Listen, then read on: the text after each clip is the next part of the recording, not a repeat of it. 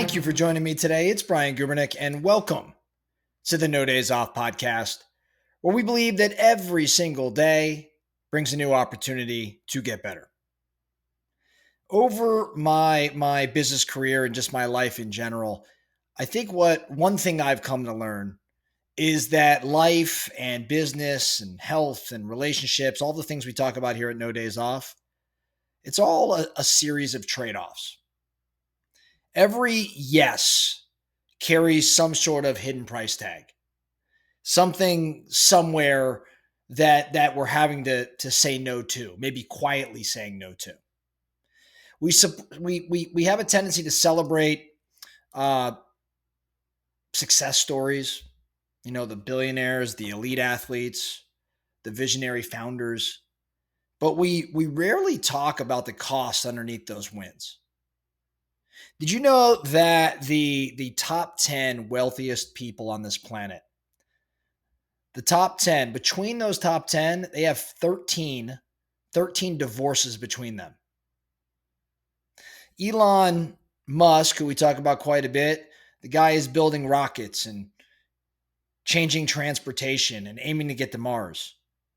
But he openly admits he barely sleeps and that he oftentimes feels really lonely, and he battles a fair amount of chaos in his own head.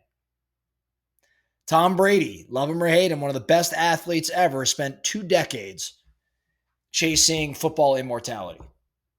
But at what cost? His marriage didn't make it. He has lots of other things in his world that I know he's not super proud of. Tiger Woods was the best golfer of his generation. And you've probably heard many of the stories about Tiger, while being perfect on the golf course, the pressure of that perfection fractured his life off the course. Every level has some sort of price.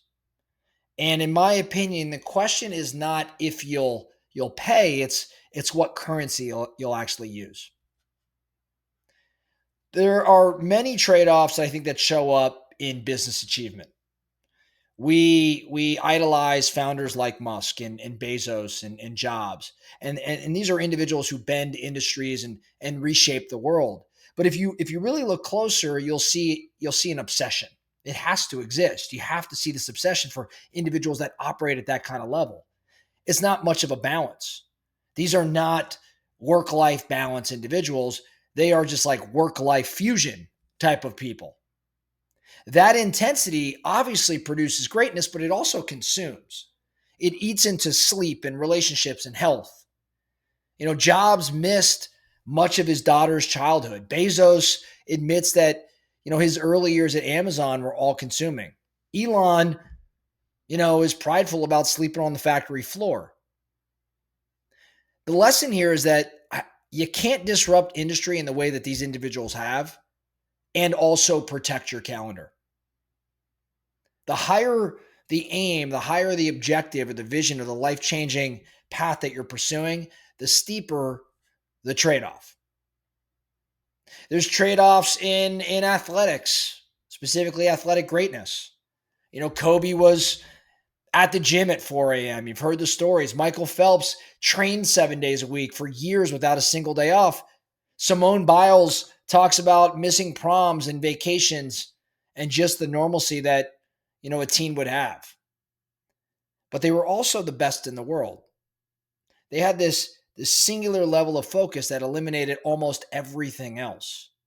And so while we celebrate the medals and the trophies of these individuals, recognize that every podium finish probably sits on a pile of missed birthdays and shaken friendships and just ordinary life.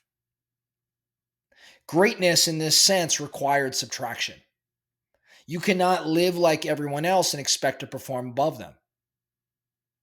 When you think about the trade-offs in wealth, we say we want financial freedom, but every wealth path requires some element of sacrifice of its own. The entrepreneur risks security for all the upside that might come with it. The investor sacrifices liquidity to be patient and allow for compounding. The executive trades time for income. Even when you win, wealth can cost a degree of peace, right? And so if you look at those at the top, those that maybe have multiple investments or homes or, things of that nature, but few have actual roots. So, I mean, there's a difference. They may have, lots of jets and ways to travel, but they don't have a lot of stillness in their life. So money amplifies what's already there. If your trade-offs were unhealthy on the way up, they're probably louder once you arrive. There's trade-offs in all sorts of other areas. Relationships. Every meaningful relationship demands presence. But presence competes with ambition. So the grind that builds that business can also grind away the relationship. I think about health.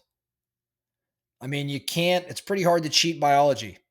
I think too many leaders treat their bodies like these temporary vessels for permanent ambition, and it doesn't work like that. Even Elon said to himself, sleep is not optional, yet most high achievers act like it is.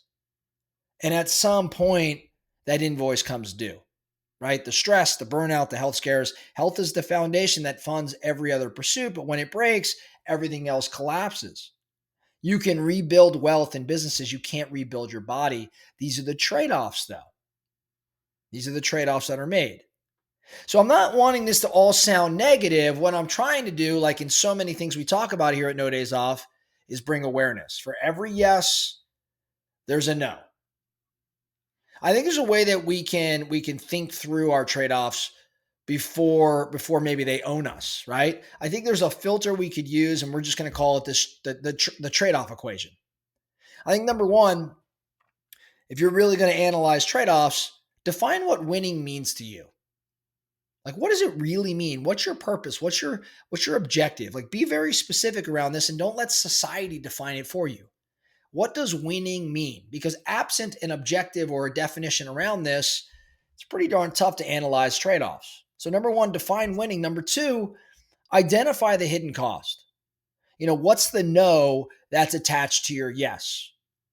Are you saying yes to pursue this dream, and as a result, you're saying no to time with your family? I want to bring some awareness to this as we're analyzing trade-offs. Are you saying no to your sanity? Maybe. So identify the hidden cost. Number three, no surprise, ask if that gain outweighs the loss. Ask if that gain outweighs the loss. Sometimes it does, and sometimes it doesn't. I think few stop to actually do that analysis. Because number four is to decide consciously. In other words, don't drift into trade-offs. Make them with your eyes open. And then number five, revisit often.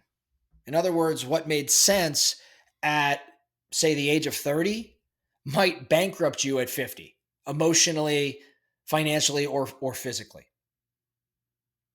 So to wrap today up, I think it's important to recognize that every person you admire has paid for their success in some way. The only difference is what they are willing to trade. That's where they differ. So I want you to ask yourself today or this week or this month, what am I saying no to by saying yes to this? And then follow that up by asking yourself, is that trade still worth it? Remember, every single yes carries a receipt with it. And the people who live this kind of no days off mentality aren't the ones who avoid trade-offs. They're the ones who actually understand them, manage them, and pay the price, but pay the price on purpose. That's all I have for you today, the No Days Off podcast. Thank you so much for listening. And remember, every single day brings a new opportunity to get better. So let's get after it.